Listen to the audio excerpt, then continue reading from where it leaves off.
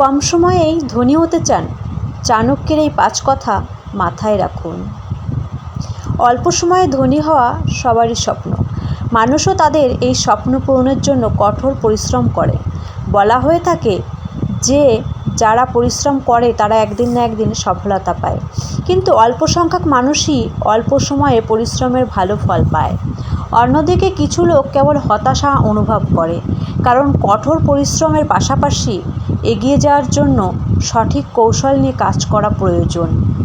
আশ্চর্য চাণক্য তার নীতিশাস্ত্রে এ বিষয়ে বিস্তারিত ব্যাখ্যা করেছেন।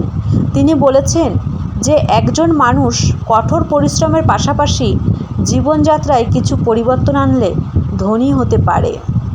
আপনিও যদি অল্প সময়ে ধনী হতে চান তাহলে অবশ্যই আশ্চর্য চাণক্যের এই বিষয়গুলো মাথায় রাখুন। চলুন জেনে নিন সেগুলি সম্পর্কে। ধনী হওয়ার চিন্তা আপনাকে ধনী করতে পারে না, এজন্য কঠোর পরিশ্রম ও ধৈর্য খুবই জরুরি। তাই পরিশ্রম করতে কখনোই ভয় পাবেন না। আপনি যদি কঠোর পরিশ্রম করেন তবে আপনি কখনোই অসফল হবেন না।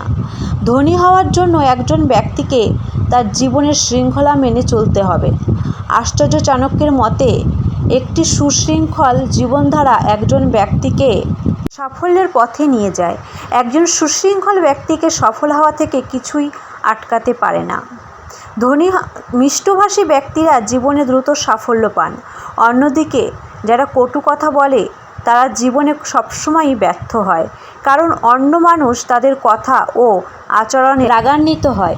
এজন্য ক্যারিয়ার ও ব্যবসায় সফলতা পেতে এবং ধনী হতে হলে একজন মানুষের মিষ্টভাষী হওয়া খুবই প্রয়োজন। একজন ব্যক্তির সর্বদা তার লক্ষ্য অর্জনের দিকে মনোনিবেশ করা উচিত। এটি একজন ব্যক্তিকে লক্ষ্য অর্জনে সহায়তা করে। এর পাশাপাশি কাজেও দ্রুত সাফল্য পাওয়া যায়। যে জীবনে ঝুঁকি নিতে কখনো ভয় পাওয়া উচিত নয়। যে ব্যক্তি চ্যালেঞ্জ গ্রহণ করতে ভয় পায় সে লক্ষ্য চেষ্টার পরেও সফল হতে পারে না।